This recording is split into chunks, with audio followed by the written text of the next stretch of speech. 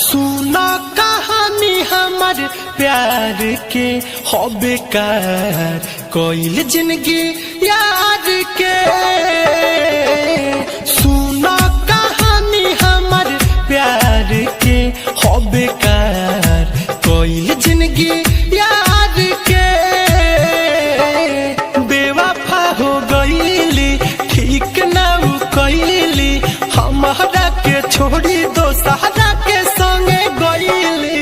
दिलावा पछुड़ी हमारा मार के हो बेकार कोइल जिंदगी